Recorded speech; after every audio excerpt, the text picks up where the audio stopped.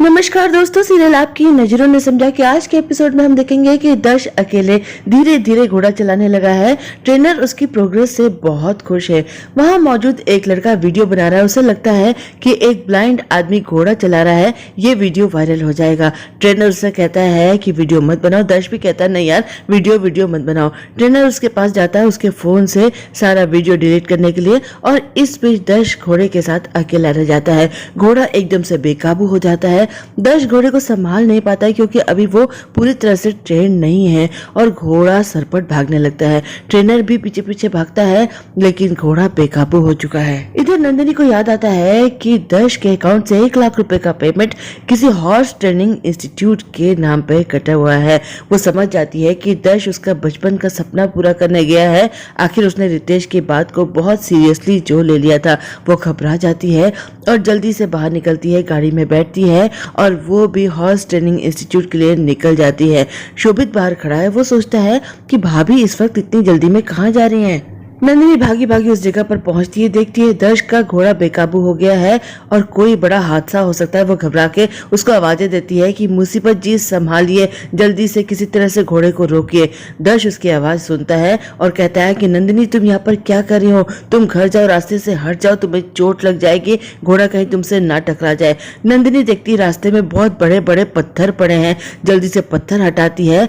सोचती है कि कहीं मुसीबत जी इन पत्थरों पर गिर गए तो उनका सर फट जाएगा, कितनी चोट आएगी। जल्दी से वो उन पत्थरों को हटाने की कोशिश करती है, हालांकि पत्थर बहुत भारी है।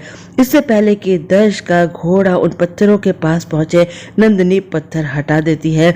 दर्श का घोड़ा बेकाबू है। दर्श घोड़े पर से गिर जाता है, लेकिन सर पर चोट नहीं आती। दर्श अपने आप को बचा लेता है और पत्थर तो नंदिनी वैसे भी हटा चुकी है रास्ते से।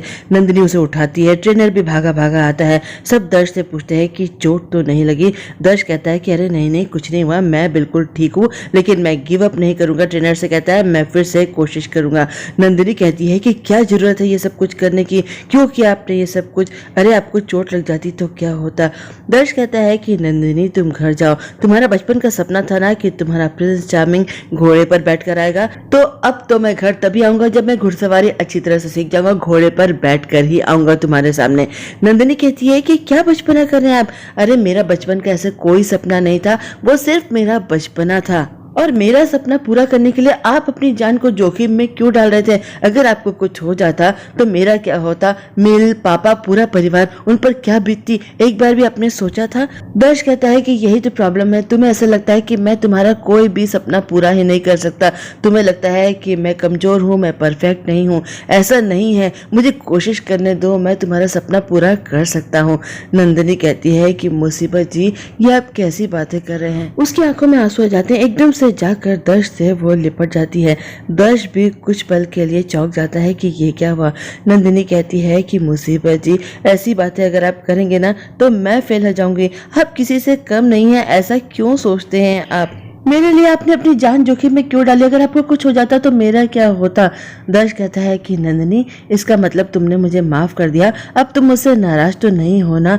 एकदम से नंदिनी उससे अलग हो जाती है, कहती है ये सब कुछ आपने इसलिए किया जिससे कि मेरी नाराजगी आपसे दूर हो जाए, मुझे आपसे ये उम्मीद बिल्कुल भी नहीं थी मुसीबत जी।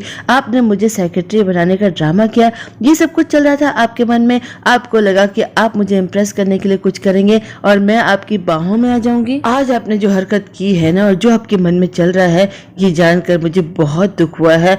आज आप मेरी नजर में वाकई में फेल हो गए हैं।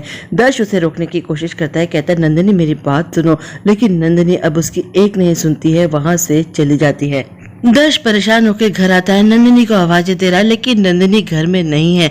माँ कहती है कि क्या हो गया दर्श, नंदिनी तो बाहर गई है, तू उसे ऐसे क्यों ढूंढ रहा है।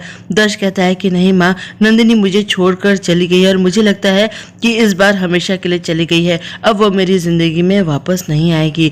माँ कहती है ये कैसी बातें कर रहा है, अरे कुछ देर के लिए बाहर गई है, ऐसा कुछ नहीं है, वो वापस आ जाएगी। दर्श अब अपने आप को कंट्रोल नहीं कर पाता है, माँ से लिपट कर रोने लगता है। माँ कहती है दर्श क्या हो गया बेटा। दर्श अलग होता है माँ से और नंदिनी आवाज देते हुए अपने कमरे में चला जाता है। उसके पीछे पीछे शोभित भी जाता है।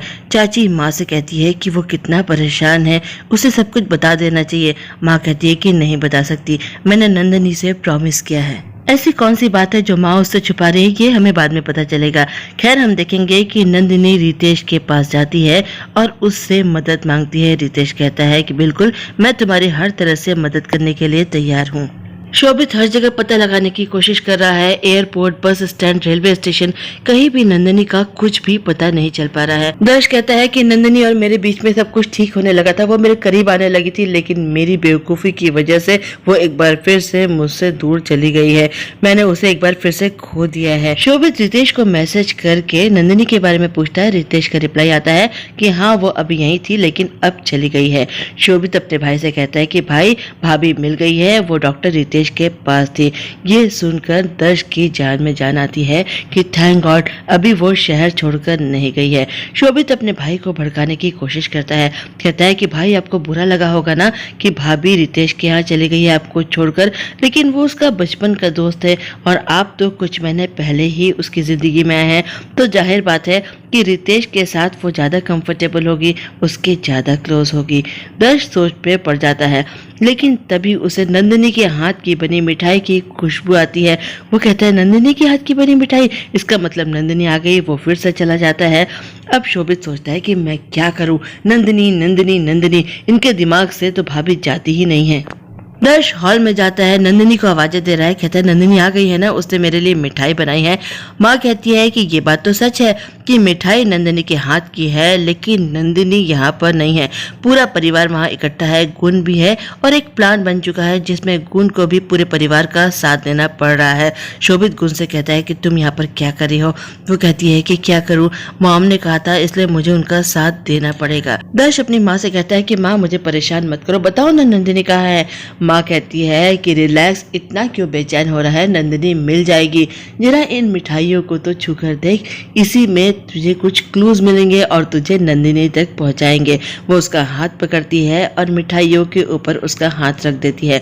दर्श एकदम से महसूस करता है कि मिठाइयों पर ब्रेल लिपि पे नंदिनी ने कुछ लिखा है। उस पे लिखा है माय हस्बैंड। इसके बाद अगली ट्रे है चाची के पास, उस पे भी कुछ क्लू है।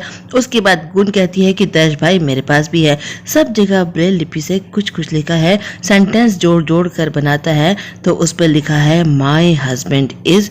उसके बाद पापा और चाचा कहते हैं कि एक ट्रे हमारे पास भी है। वो कहता है क्या आप लोग भी इसमें शामिल हो।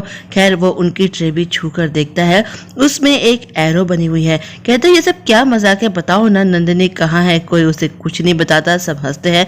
कहता है कि ठीक है मत बताओ, मैं खुद ही नंदिनी को ढूंढ लूंगा। जिस तरफ एरो का निशान है उस तरफ वो चल पड़ता है। माँ को बहुत हंसी आ रही है उसकी इस हालत पर।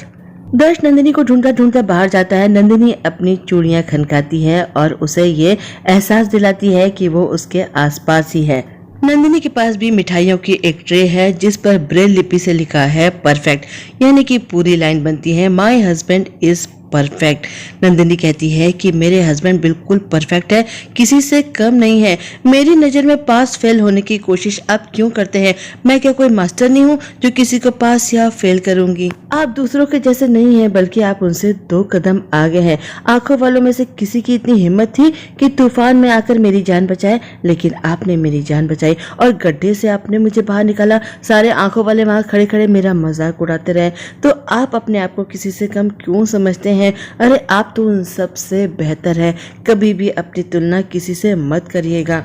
दर्श कहता है कि नंदिनी तुमने मुझे माफ कर दिया। नंदिनी कहती है कि जो इंसान मुझसे इतना प्यार करता है कि मेरे लिए अपनी जान भी खतरे में डाल सकता है, उससे मैं भला नाराज रह सकती हूँ क्या?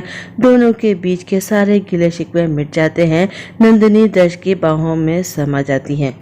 बस आज का एपिसोड यहाँ पर खत्म हो जाता है। अब कल हम देखेंगे कि रितेश जा चुका है गोवा से। शोभित इस बात से परेशान हो जाता है, नंदिनी से उसके बारे में पूछता है। नंदिनी कहती है हाँ, वो ओखा वापस चला गया है।